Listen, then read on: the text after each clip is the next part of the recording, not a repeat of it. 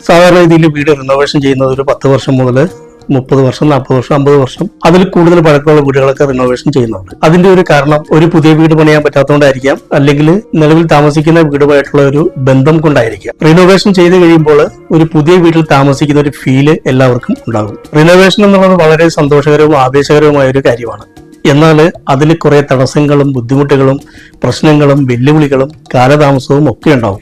4 പോയിന്റുകളാണ് ചർച്ച ചെയ്യുന്നത്. 1 ആസൂത്രണവും തയ്യാറെടുപ്പും, 2 വെല്ലുവിളികളും പരിഹാരങ്ങളും, 3 അപ്രതീക്ഷിത പ്രശ്നങ്ങളും കൈകാര്യം ചെയ്യൽ, 4 അനാവശ്യ അനവസരത്തിലുള്ള ഇടപെടലുകൾ. ഒന്നാമത്തത് ആസൂത്രണവും തയ്യാറെടുപ്പുമാണ്. നമ്മളൊരു വീട് റിനോവേഷൻ ചെയ്യാൻ തീരുമാനിച്ചു കഴിഞ്ഞാൽ എന്തൊക്കെയാണ് ചെയ്യേണ്ടതെന്ന് തീരുമാനിക്കണം. ഇപ്പോൾ ഒരു ഭിത്തി പൊളിച്ച് ചെറിയൊരു മാറ്റം വരുത്താനാണോ ഉദ്ദേശിക്കുന്നത്, അതോ കുറച്ചുകൂടി ഉൾവശങ്ങളിൽ ചെറിയ വ്യത്യാസങ്ങൾ വരുത്തി റൂമുകൾക്കൊക്കെ വലിപ്പം കൂട്ടാനാണോ, അതോ താഴെ 2 റൂമുകൾ കൂട്ടിയെടുക്കുന്നുണ്ടോ, അതോ ഫസ്റ്റ് ഫ്ലോർ കൂട്ടിയെടുക്കുന്നുണ്ടോ, അങ്ങനെയുള്ള കാര്യങ്ങളെല്ലാം എന്താണ് എന്ന് കൃത്യമായ ഒരു ആസൂത്രണം മുന്നമേ ചെയ്യണം. നിങ്ങൾക്ക് ചെലവാക്കാൻ പറ്റുന്ന ബജറ്റ് എത്രയുണ്ട്, എത്ര മാസങ്ങൾ കൊണ്ട് തീർക്കേണ്ടതാണ് എന്നുള്ള കാര്യങ്ങളൊക്കെ നിങ്ങൾ ഒന്ന് ആദ്യമേ തന്നെ പ്ലാനിങ് ചെയ്യേണ്ടതാണ്. ബജറ്റിംഗ് ചെയ്യുമ്പോൾ ശ്രദ്ധിക്കേണ്ട ഒരു കാര്യം, നമ്മളൊരു പുതിയ വീട് പണിയുകയല്ല എന്ന് നമ്മൾ ഉറപ്പുവരുത്തണം. പഴയ വീട്ടിൽ ചിലപ്പോൾ വളരെ വർഷങ്ങൾ പഴക്കമുള്ള വീടായിരിക്കും, അവിടെ റിനോവേഷൻ ചെയ്യുമ്പോൾ നമ്മൾ പ്ലാൻ ചെയ്ത ബജറ്റിനകത്ത് ഒതുക്കണമെന്ന് നിർബന്ധമില്ല. പല മെറ്റീരിയൽസും പഴയതിനോട് യോജിച്ചു പോകുന്നതായിരിക്കണം, അതിന്റെ ലഭ്യതക്കുറവുണ്ടായിരിക്കാം, ലേബർ കൂടുതൽ വർക്ക് ചെയ്യേണ്ടതുണ്ടായിരിക്കാം.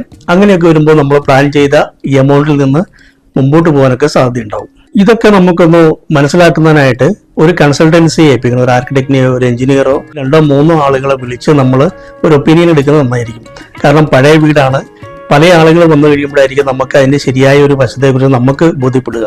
അതിനുശേഷം അതിൽ ഒരു ടീമിനെ നമ്മൾ ഫൈനലൈസ് ചെയ്ത് അവരെ കൊണ്ട് അതിന് വേണ്ട ഡ്രോയിങ്ങുകൾ, സ്പെസിഫിക്കേഷനുകൾ തയ്യാറാക്കേണ്ടതാണ്. റിനോവേഷൻ താഴെ 1-2 റൂമുകൾ കൂട്ടിയെടുക്കുകയാണെങ്കിലും മേലെ ഒരു ഫ്ലോർ കൂട്ടിയെടുക്കുകയാണെങ്കിലും നമ്മൾ തീർച്ചയായിട്ടും അതിന് അപ്രൂവൽ, പെർമിറ്റ് ഒക്കെ എടുക്കേണ്ടത് ആവശ്യമാണ്. കോൺട്രാക്ടിങ് ചെയ്യുമ്പോൾ ശ്രദ്ധിക്കേണ്ട മറ്റൊരു കാര്യം, ഈ റിനോവേഷൻ ചെയ്ത എക്സ്പീരിയൻസ് ഉള്ള കോൺട്രാക്ടറോ അല്ലെങ്കിൽ കോൺട്രാക്ടിങ് കമ്പനിയോ ആയിരിക്കണം. കാരണം ആർക്കിടെക്റ്റോ എഞ്ചിനീയറോ അല്ലെങ്കിൽ ഒരു കൺസൾട്ടന്റോ ഉണ്ടെങ്കിൽ തന്നെയും ഈ റിനോവേഷനിൽ എക്സ്പീരിയൻസ് ഉള്ള ഒരു കോൺട്രാക്ടർ ആണെങ്കിൽ അവർക്ക് കൂടുതൽ കാര്യങ്ങൾ ചെയ്യുവാനും വീട്ടുകാരന് കാര്യങ്ങൾ പറഞ്ഞ് മനസ്സിലാക്കാനും അല്ലെങ്കിൽ ഉണ്ടാകാൻ പോകുന്ന പ്രശ്നങ്ങളെക്കുറിച്ച് ഇവരെ എഡ്യൂക്കേറ്റ് ചെയ്യാനും ഒക്കെ സാധിക്കും.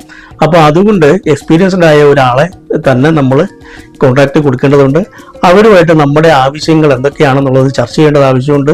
നമ്മുടെ ബജറ്റ് ഇത്രയാണെന്നും അവരെ ഒന്ന് ബോധ്യപ്പെടുത്തി കഴിഞ്ഞാൽ അത് കൂടുതൽ നന്നാവും. അങ്ങനെ വരുമ്പോൾ അവർ തരുന്ന എസ്റ്റിമേഷൻ അല്ലെങ്കിൽ ആ ബജറ്റും ഒക്കെ ഏകദേശം നമുക്ക് മനസ്സിലാക്കാൻ പറ്റും. അതുപോലെ പേയ്മെന്റ് ഷെഡ്യൂളുകളും കാര്യങ്ങളും ഒക്കെ ഇതിനകത്ത് റെഡിയാക്കേണ്ടത് ആവശ്യമാണ്.